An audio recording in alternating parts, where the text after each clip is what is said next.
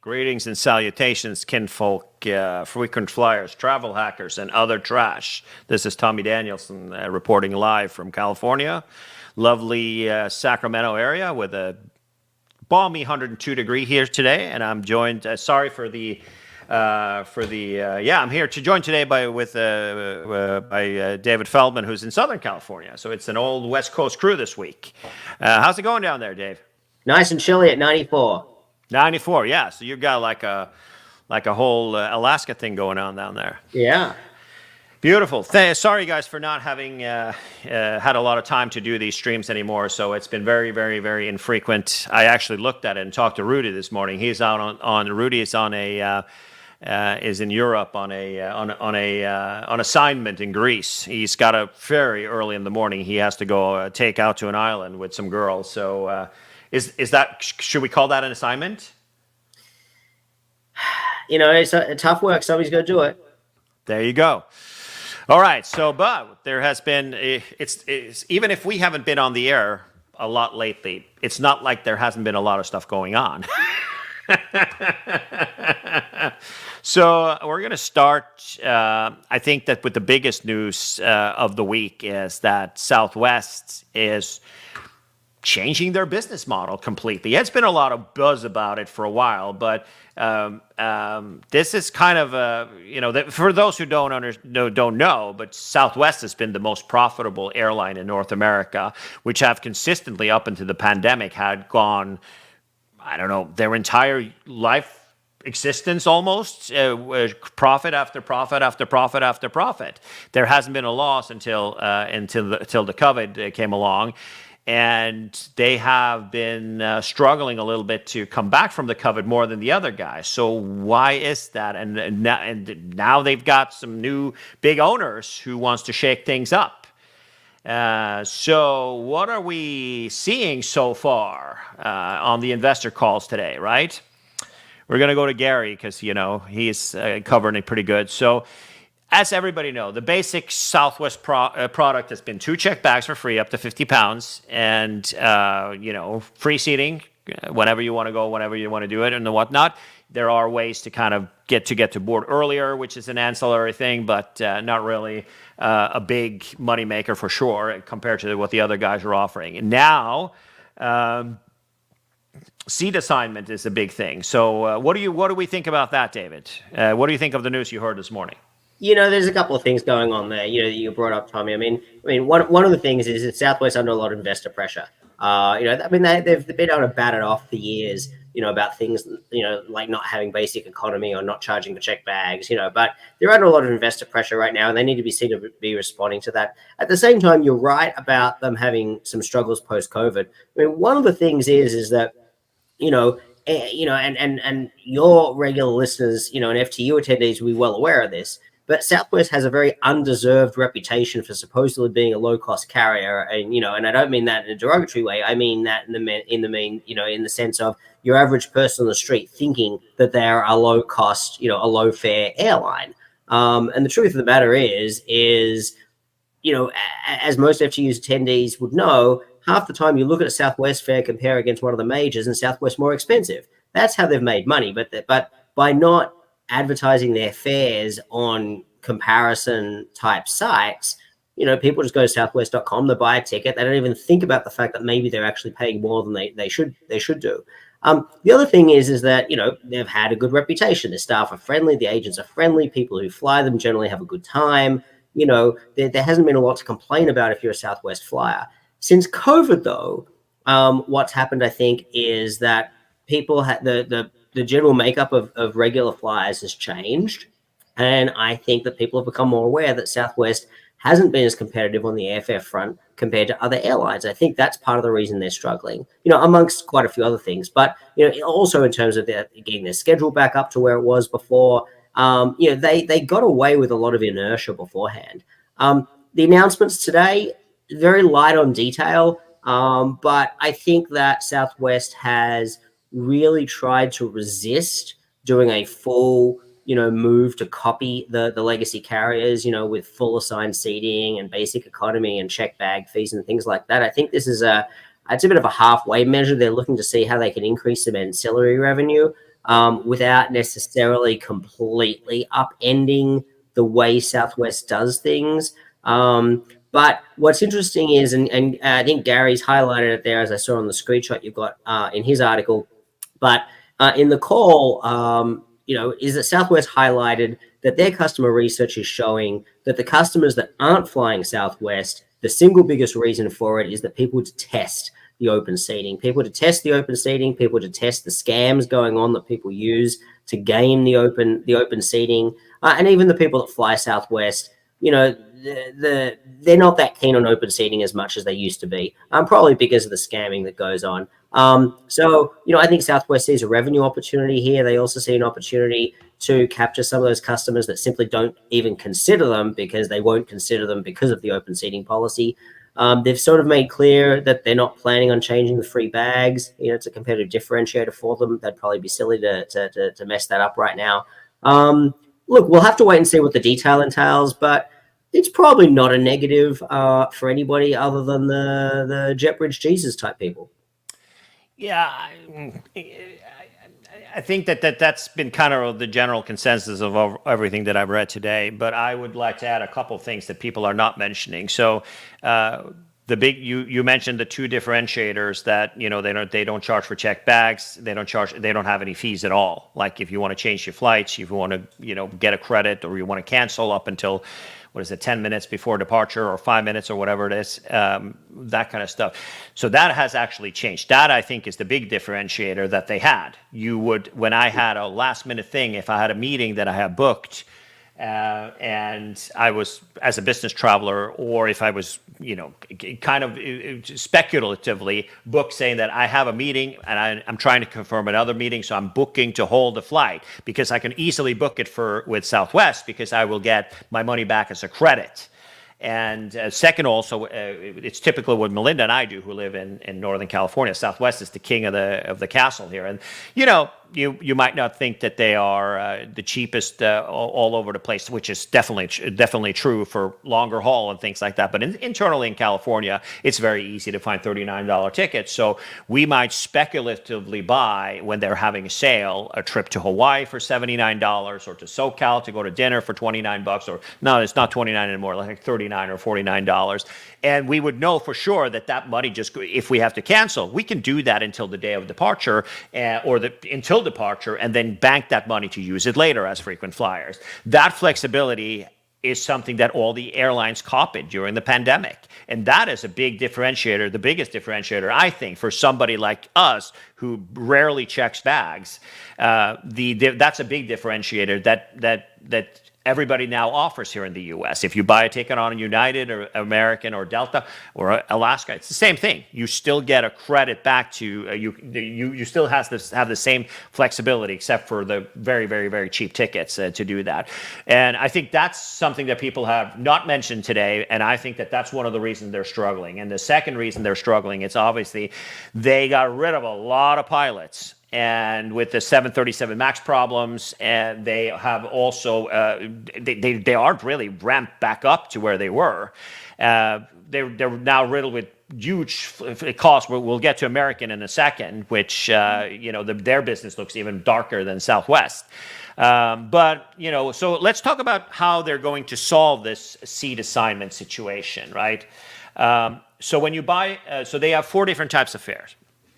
They have Business Select, which is, ridiculously expensive, close to first class fares on the big guys when you fly transcon, things like that, and which gives you the boarding area 1 through 15, A1 through 15, as the system works today.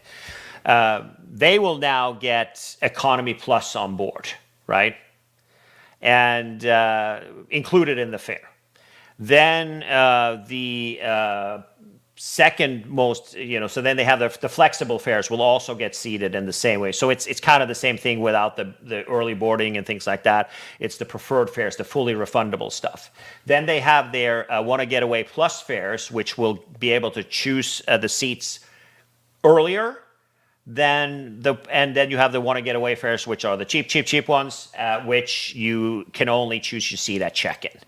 But also bear in mind that you have to, the DOT has changed the rules now that you're not allowed to not seat families together. So that obviously is something that some of the families who are relieved about that happening. So those are the seating rules, meaning that, it's pretty much the same gig as it has used to be on a regular airline. The boarding situation has not been mentioned yet, but I'm sure there will be Business Select will board first and that kind of stuff.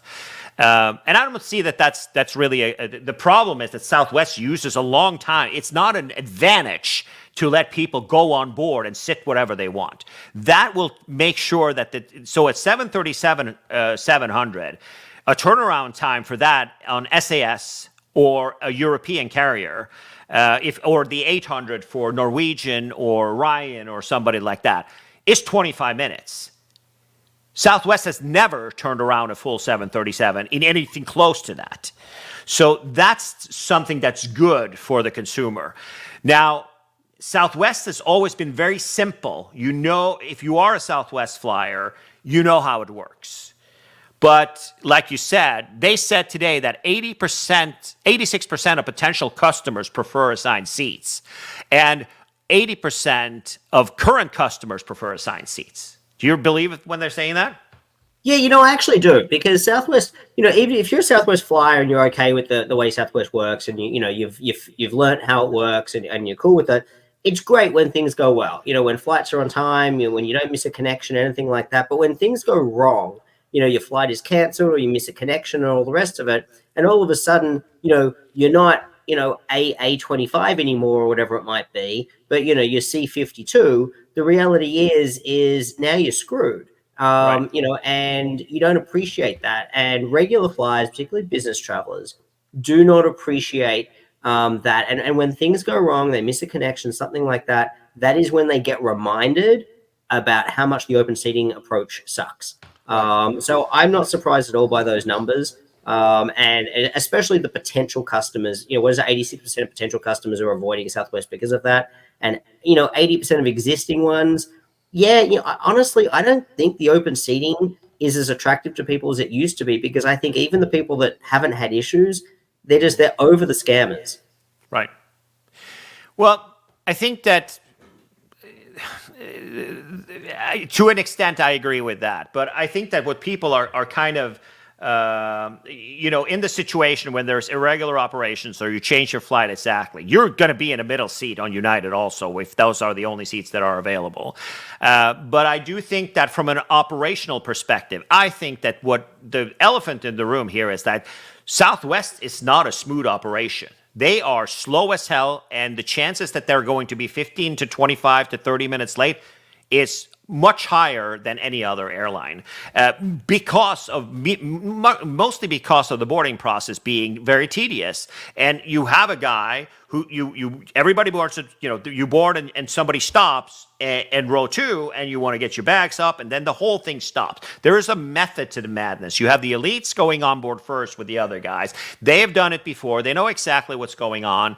And then the other guys, they board them by group, and that's going to change. Then you get all of the suckers who are all the way in the back. They go in the back and they put their bags up, right? And I think also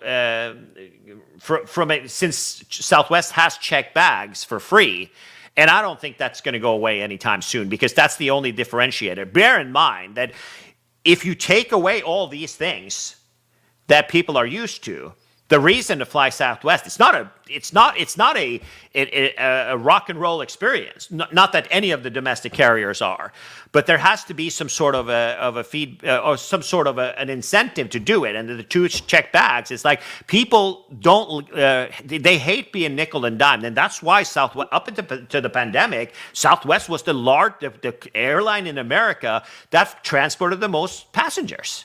They were the biggest domestic airline. They only fly. They don't fly overseas. So the numbers, if you look at the numbers for domestic, they're huge. And that's not really the case anymore. There has been it's bumpy, like you said right now. But I do think that. But also, it's like they're also an airline for infrequent traveler in many markets, which has when business travel is on the decline. But now I've read some reports. I don't know if you've seen that, but their business travel is on the rise. So I think that we're kind of starting to see more back. A lot of the companies are now back in the office. You don't do remote working as much as you used to, and the productivity requires most people to be in an office in various jobs. But I think that with that. It'll be interesting to see what the status system is going to be. How are they going to adjust the credit cards? Because the credit cards, you get them because you get the upgrades to Business Select. You get them because you get in the earlier boarding group, etc. So they're probably going to change that to being like priority boarding, right? The other thing to think about, Tommy, as well is, and I think one of the key figures that came out of the discussion, is this 86% of potential customers, right? Mm-hmm. Now, what are the potential customers that Southwest really cares about? They are the regular business travelers that are currently flying on American, Delta, or United. Now, the reality is up until recent times, those customers haven't particularly been up for grabs.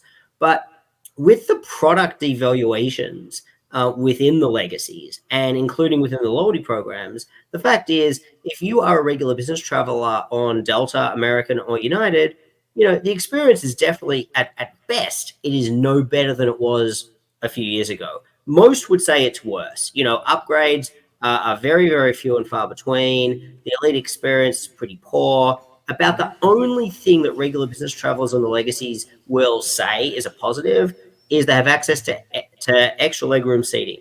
Right. Now, if Southwest introduces extra legroom seating and assigned seating, even for perhaps just certain rows or certain fares or whatever it might be, however they decide to implement in the future. Yeah, they're probably going to sell it though too, right? Of course. What that means though, absolutely. But what that means is if you are currently a regular business traveler on one of the three legacies, now Southwest suddenly becomes a comparable product for you to consider. And as you actually alluded to, when we think about us being on the West Coast, for example, the reality is, depending on where you or I want to fly, the reality is there's plenty of routes that if we want to fly a legacy, we have to take a connection. If we want to take a nonstop, we can take Southwest or perhaps Frontier or Spirit. So the reality is if you've been a business traveler who's been avoiding Southwest, even though they actually might have a convenient route or time, this may remove that friction point and make the experience comparable. So now you're going to consider them actively. Right. Yeah, so they're giving 1/3 of the plane will have expanded legroom, which I assume will be 36 a pitch of 36, 34, 5 to 36 pitch, and he's also saying that they want to keep the attractive pitch for the remainder of the cabin. The CEO says they're not taking away their customer-friendly policy, which I think is a good move for sure. They got a lot of flack for their new seats and things like that, but it's not like everybody has those Recaro seats, so it's not like that's anything new.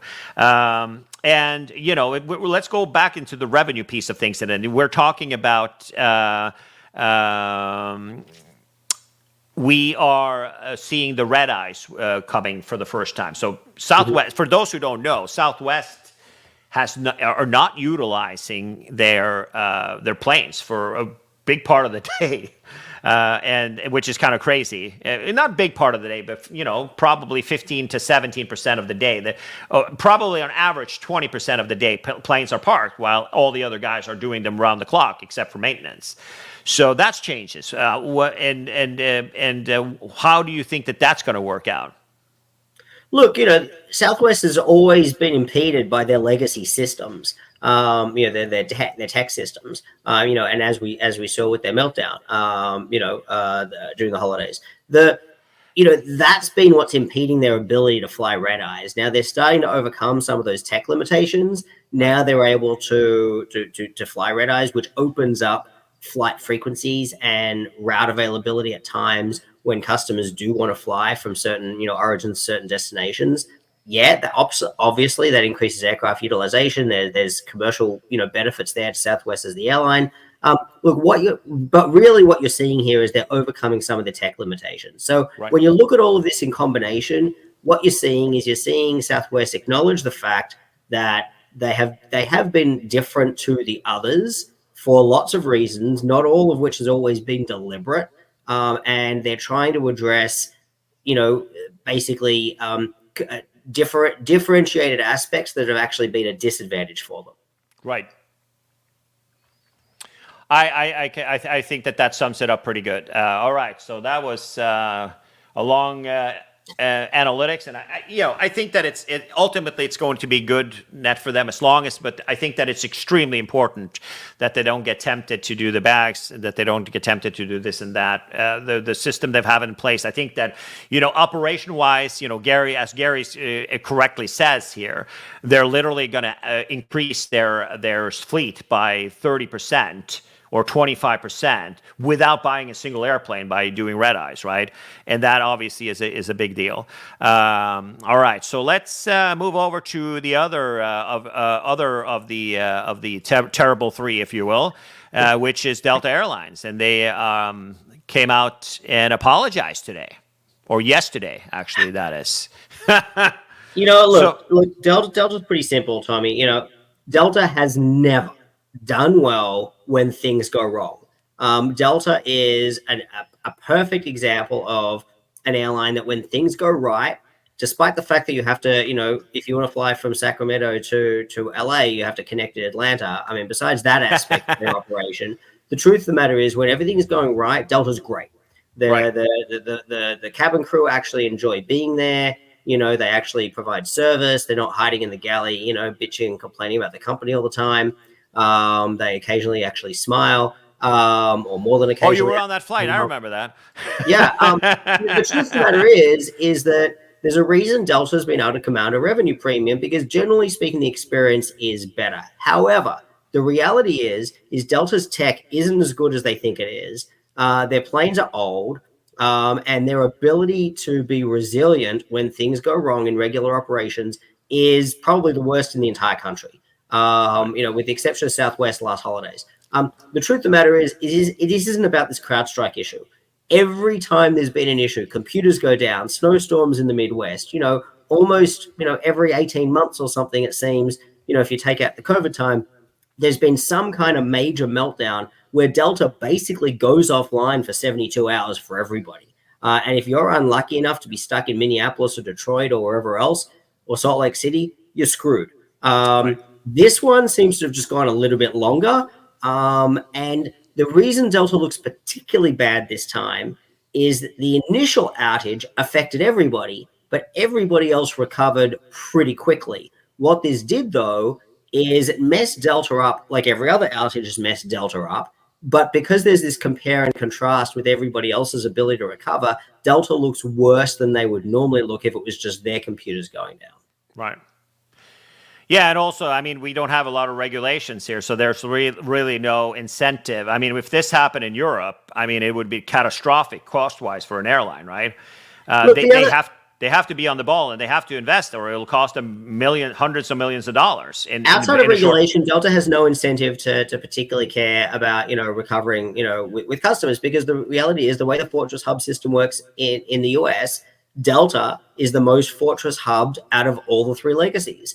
If you are in the upper Midwest, you don't have a choice to fly anybody else. If you're in Atlanta, you absolutely don't have a choice to fly anybody else. So, unless you are in LA or Seattle, pretty much, you're stuck. If you're a Delta flight, you're stuck flying Delta. And they know it. This probably will, this will slowly, incidents like this will continue to add pressure on the regulatory side of things, but I'm not expecting anything to change in a hurry. Yeah, it's getting better, but I mean, there's a long way to go to whatever the Western world is. We don't need food and healthcare and to be regulated around here, right? But as you can see, they plan to issue 10,000 bonus miles and offer to reimburse reasonable expenses to people who were affected. Look, I don't think they have much of a choice. I mean that's still nothing. Really. I mean, Southwest gave like 10 times that when they had their big meltdown, right? It's still, I was going to say, it's still pretty weak. Right. I think that they don't have a choice. They're going to have to cover reasonable expenses. Or else so what they're saying, I saw it says here in what they're actually doing. They are saying that they're giving you 10,000 miles. They will, and they sell any hotel, meal, or transportation while in transit resulting from the flight disruption. Please note that we do not reimburse prepaid expenses, including but not limited to hotel reservation at your destination, vacation experience, and lost wages, concerts, and other tickets. So if Oh, you are to spend the night at an airport hotel for $80, they'll do that, and they'll give you a voucher for $10 to go to Chick-fil-A. But that's pretty much it, right? pretty much. They're going to get away with as little as they can, but they have to. They can't really get away with anything less than that. The reality is it's controllable. Controllable interruption. DOT is going to have a field day with them should they Oh, choose they to already do have. so. There's hearings. Oh, sure. But I don't expect them to go anywhere. Delta's stepping up with a minimal amount of compensation. This will eventually blow over. Yeah, it always does. We know that. But at the end of the day, it's kind of shameful. I mean, 10,000 points. It's like 10,000 Delta miles. That's like not even a beer. Or actually, it's actually almost halfway to a one-way ticket between Kalamazoo and Chicago on December 25th. That's 5 a.m. in economy class, economy basic. All right, so let's move on to American. American has had an interesting, and that's kind of we're kind of finally moving into the miles and points world, and that was unexpected, but that I hit a button that I wasn't supposed to, so we're gonna have to find that new window, reopen, close tabs. Here we go. So let's go back into that file and see. So American is. Am I the only one who has the feeling that we're almost bankrupt, and within the next 18 to 24 months they're going to go they're going to go back into Chapter 11?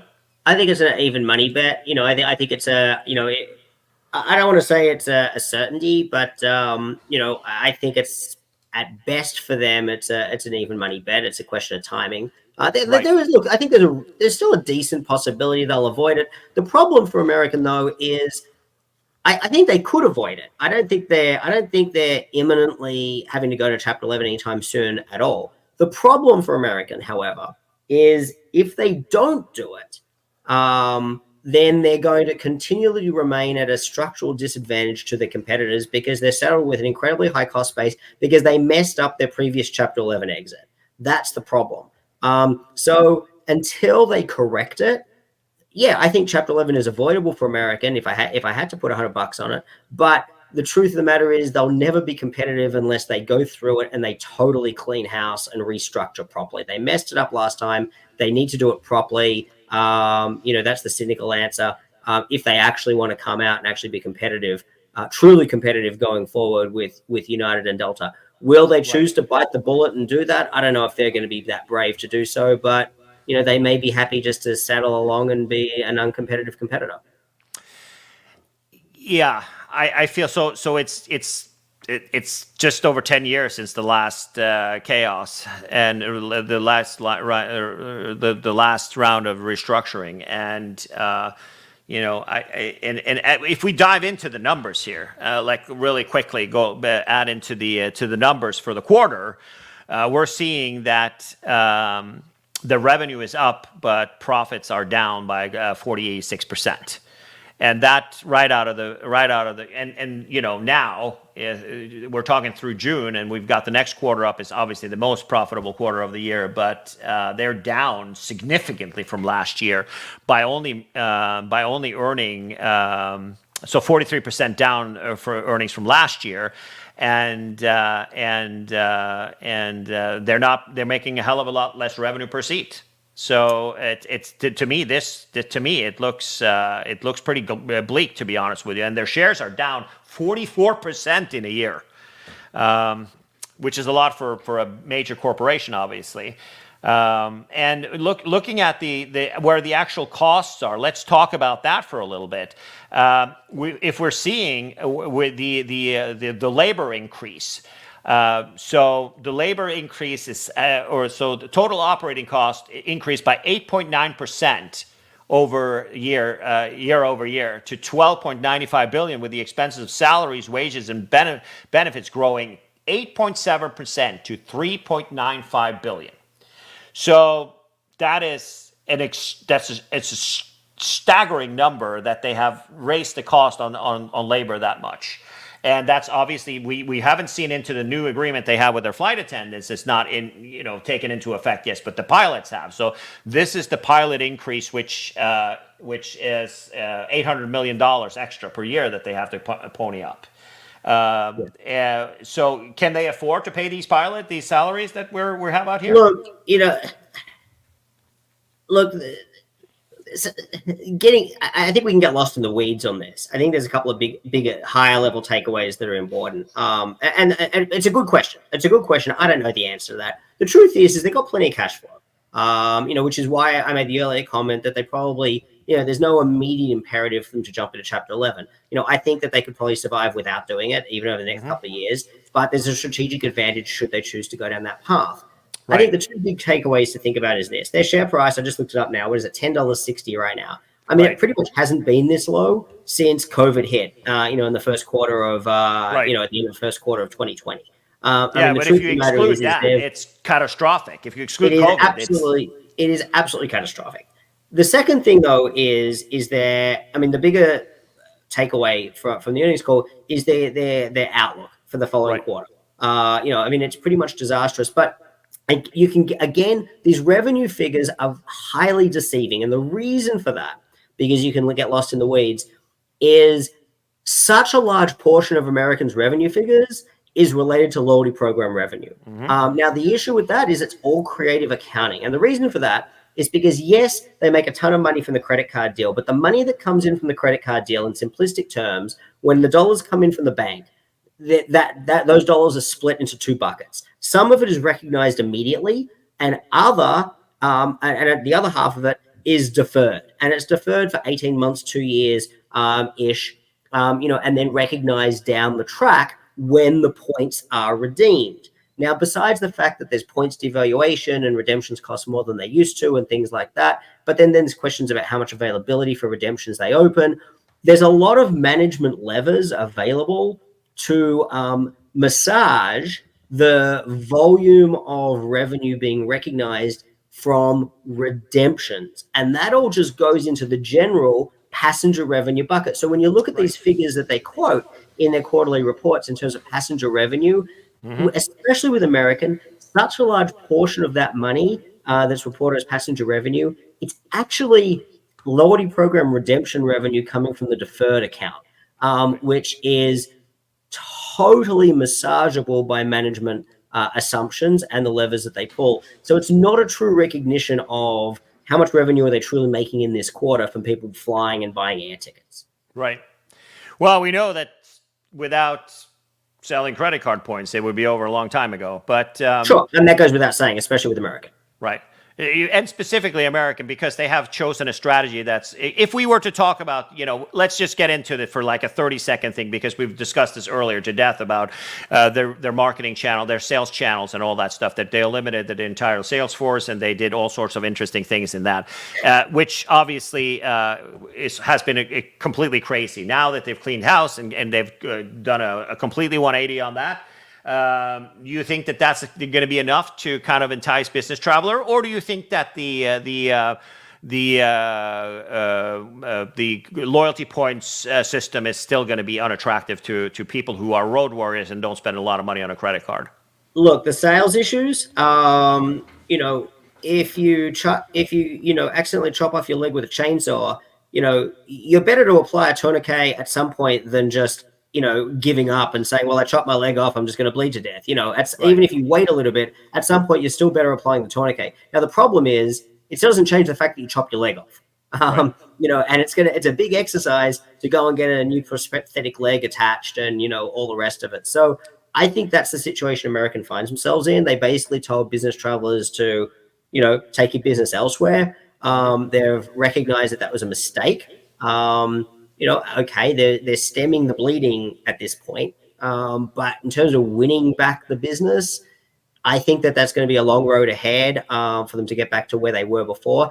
And it doesn't change the fact that they have underlying problems. They have cabin crew that don't like their jobs. It's a poor product. It's an unreliable product. Honestly, flying American is a crappy experience. And if you're a loyalty program member, you're not going to get upgrades. I'm not quite sure what the proposition is to be a loyal American flyer. No, I could certainly argue about being a member of the Advantage program and even earning loyalty points and earning miles and redeeming miles. I could certainly make arguments for that. But unless you're based in Dallas, Fort Worth, or Miami, I'm not I struggle to put an argument forward for why you should actually choose to fly American. Right. No, I think that's a fair point at this point, and both of us have extensive experience with that. And but I think also at the end of the day, I find the loyalty point situation and what they've done fascinating. And oh, absolutely, 100%, and that is a very, you know, and that shouldn't all be poo-pooed, because it's not all bad, and it was a very gutsy strategy to adopt. And in a lot of ways, it's actually been very successful for them. And I think it'll continue to be very successful for them. There's always going to be winners and losers. But I actually think that to some degree, I don't want to say that saved them, but it's actually, they've certainly benefited from going down that path. Right. Well, so, and for winner, I don't have, so I have top tier status with BA, so I get some goodies with that. But at the end of the day, though, I don't get any upgrade. I don't have American status, executive platinum status anymore. But still, I win from here to LA. It's $29 or $39 to be in first class on that flight, even if it's just a little bit over an hour. It gives me 40 tier points, which is kind of what I'm after. That's kind of the biggest value it has. From here to Dallas, it's between 129 to 179. Usually it's 149 to upgrade into first for 3.5, 4 hours with the American delays and tarmacs and all that kind of good stuff. It's like 4 hours and it's $150. And the line out the door, because do they have more elites now than before? Absolutely. Absolutely, they have more elites. Tons of them, and judging, you know, there's a lot of yammering on Facebook on all these executive platinum groups or concierge key executive platinum groups about people like me who just, you know, I don't fly them enough, so I allocate, say, $500, $600, $700 out of one of my credit cards that gives me a travel credit to use on upgrades. So, and that's kind of my strategy, and it seems to be working. I'm at much higher percentage of winning that seat than I've ever been, even as executive platinum, because of that. So yep. I think that, you know, it's very transactional, and people are idiots. They are literally putting, we've seen example after example, business guys who are, you come into this, it's like a Twilight Zone discussion about saying, like, you do realize that if you spent $3 million on another card, you would have, your ROI would be 3, 4, 5 times better.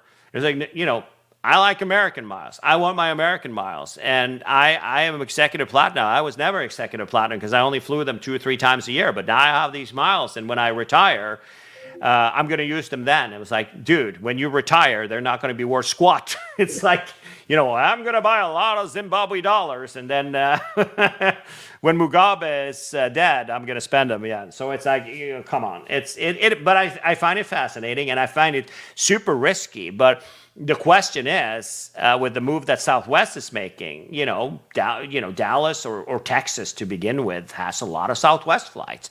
The airport is more convenient in Dallas than and also in Houston than it is with Americans. Houston for United and for American. I bet you that there's going to have some sort of an impact specifically for shorter flights. People are not going to care about that stuff. If you know that you're not going to get an upgrade, you have to pay to get into the lounge. You have clear through your credit card or somewhere else. Regardless, what upside are there? Well, nobody uses clear anymore, Tommy. It's faster just to avoid the clear line. But the truth is separate to all of that as well. And we sort of hinted at it earlier. But with the devaluation of the product on the legacies, more and more people, former elites, and this isn't just an American problem, they consider themselves free agents. Maybe not 100% of the time free agents, but certainly free agents where route and time and fare allows, and to some degree being free agents, and much more than we've ever seen pre-pandemic, Absolutely. And you could certainly argue there's a lot of factors to it. Upgrades are one factor. They're certainly a big factor, and that's the fault of the legacies themselves, because when you think about it, in the old days, the only value proposition for being an elite was upgrades. Right. You didn't get lounge access. You really didn't get anything else. You could argue about free bags, but regular travelers don't check bags. So maybe you have priority boarding and you have upgrades. Now everybody gets priority boarding, it seems. Number one. Number two. Yeah, you just need a credit card. And nobody gets upgrades. So if you're sitting in the office in Mileage Plus or Sky Miles or Advantage, and you're really having a strategy meeting about how do we make sure we get people to fly us more often and choose us, 100% of the time for their share wallet. The challenge is, well, what's our value proposition for being loyal to us in terms of flying? And the truth of the matter is it's a lot harder than it used to be because you're not really giving them any true benefits anymore, because the only benefit that traditionally mattered was upgrades, which doesn't really happen. Right. No, I think the system-wide, international system-wides and upgrades like that can be valuable.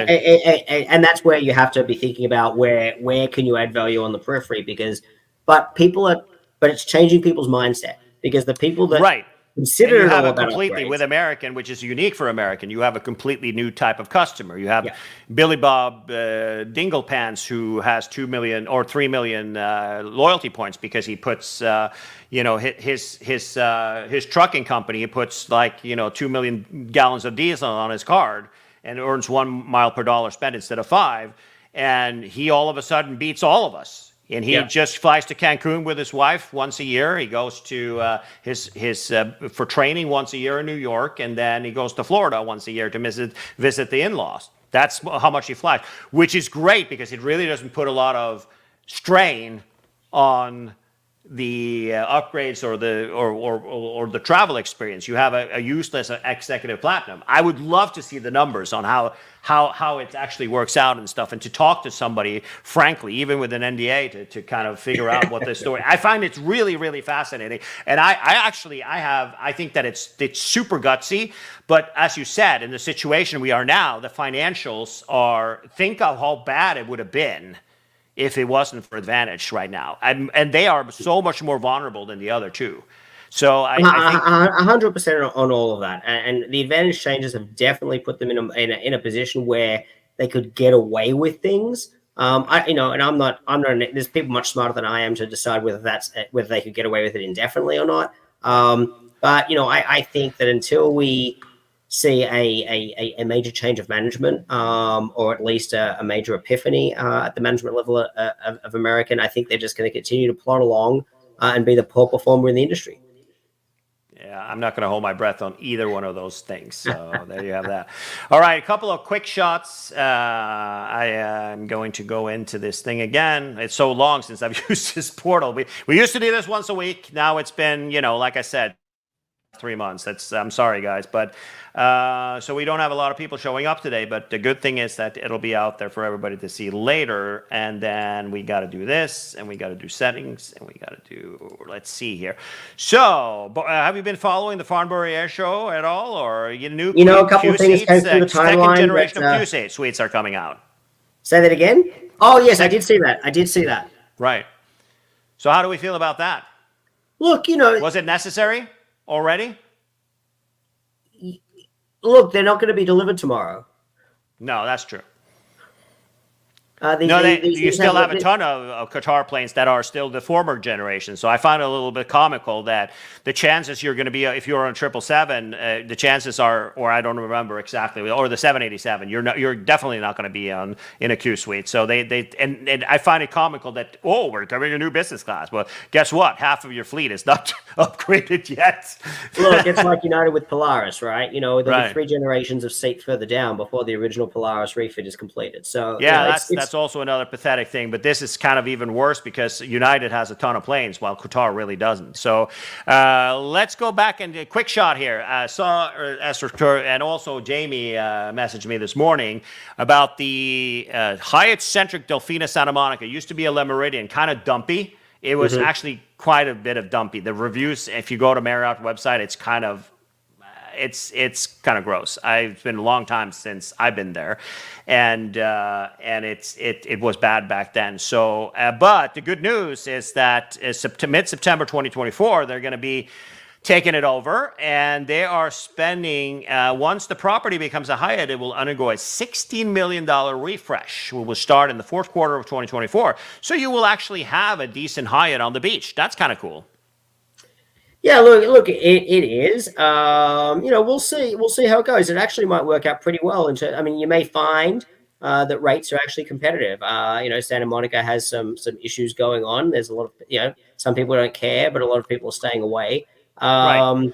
Yeah, So it's like you actually may it's very find it maybe harmless out there. I think it's pretty harmless. And also sure. now the news that came out this morning that California is Well, cracking down on homeless. I don't think that it's that annoying. We were at the when we were in LA, and the last time we were in LA together in for the Loyalty Summit CXM, we stayed at the what's it called, the Oceana Hotel. Yep. It's fine. I mean, it's Yeah, annoying yeah. having Look, a psycho in your face. My point being is that if you're interested in trying the property once it reflags, you may find that there are some competitive rates available. Yeah, here's the deal though. When they refurbish it, it's probably going to go up in price for sure because it's probably going to be worth it because of the location. But I would say that don't stay there before. This is the same situation as the Le Parker Meridian in New York, which was like mold central for a long time, and when it was a Starwood hotel and became a Marriott hotel, and when Hyatt took it over, it's like wait until they're done and before you actually enter the property. All right, WestJet is doing Starlink, and it's actually going to be free Wi-Fi on board. That's another North American carrier, as the Europeans are now coming out with Wi-Fi, which hasn't been kind of a priority because the flights are kind of short. But now it's rolling out in full force, but they're charging for it. Here we go. It looks like WestJet is going to offer it for free. Last thing I have on the list there's a lot of California news, but Alaska is opening up, has opened up 2 days ago their new lounge at San Francisco Airport, which I think is kind of brilliant. And it is accessible from the United Terminal, and it's in Terminal 1, so it's a little bit of a walk, but you can make it, yeah. Yeah, it's not really that far, but I would say that it's much, much, much larger. It's the largest club that they've in the space, and it looks like they are having a nice bar. There were some photos, some chairs with a look over the tarmac. It looks like there are some seating areas with charging stations, a little above of those cubes, one-person cubes that they like to show off.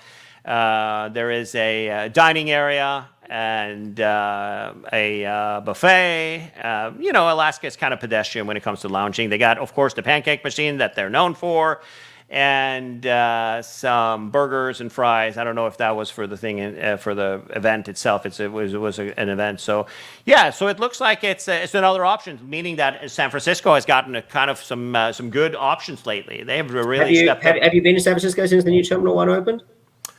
I was there in May. Oh yeah, it should have been. It was open in May, yeah. So United was flying out of there. We were going to Hawaii, so we flew from Sacramento to San Francisco and switched flights to go to Kauai in Hawaii. Yeah, regular SFO flyers will know it's the game of musical chairs. Right. As the terminals have been revamped, I mean, the only thing that doesn't change is United's still in Terminal 3, but otherwise, when it comes to certainly, everybody else, they've gone from 3 to 2 to 1, and the lounges seem to chop around just as frequently. But the reality is the Terminal 1's open. You can now walk airside between all the terminals. That's a huge improvement. Yeah, and United actually is over by the old American gates now, right? Yes, that's correct. There are flights that go through. We walked past where they were building the Alaska Lounge. We walked past there and over to the Hawaiian. We came into the regular gates and then we walked over there. And but have you been to the club, the new club that's also open there, the lounge that's owned by Airport Dimension, so Priority. Oh no, I haven't. But I've heard some good things about that. That should be another option for. So San Francisco has kind of got a little bit more options now. It's been very, very busy, but also it came just in time since we've lost the dining options for a Priority Pass. Yeah. Which had I did stick my head in the Rotunda United Lounge a month or so back, and the Red Carpet Club from the late '90s called and wants it back. Yeah, no, it's United. It's all about the Polaris Lounge there. That kind of the first one, and then, they have a little bit of a small dining area, but I feel like it's better now than it was with all of these new things popping up. So you have both an Alaska Lounge, and you have the British Airways Lounge, and you have the Admirals Club, meaning that you have decent One World presence there. You have and again, now the fact that all the terminals are connected, Right. you have options now. Right. All right, that's everything I have on my list. Did you have anything? It's been look, for the airline boffins, it's been a busy news week, but things will return to regular programming pretty quickly. I think so, and we will try to come back next week. I mean, Thursday, I know Rudy's coming back from Europe on Wednesday, so for those who are watching Rudy's channel, he promised he was going to be live next Thursday at 3 o'clock, and we'll see if David Feldman and I or if the stars align for next week for that. We'll see how it goes. Giddy up. Thanks, everybody, for tuning in, and it'll be out on YouTube for you to come and check it out. And remember to, should we remember them to do? To subscribe? Yeah, please subscribe. That's a good one. We passed 5,000 subscribers not that long ago. We have about 5,400 now, which I think is pretty darn cool. And you also check out Loyalty Leaders Podcast, which is David Feldman's more serious stuff, right? It's trying to be a bit more serious, yeah. So just in Apple or Spotify or all the channels, we just search for Loyalty Leaders Podcast. It is become a very popular. It's become a very popular podcast. We just launched that in February, and I just If you're interested more in the Lodi in the Lodi business side and the Lodi strategy side, we talk a lot about that. Yeah, no kidding. And I just logged on today for the first time in a while. We have an average of 716 downloads per episode now, which is kind of insane for a new podcast. So good job and congratulations on that, David. And we will catch you guys next time. Stay tuned.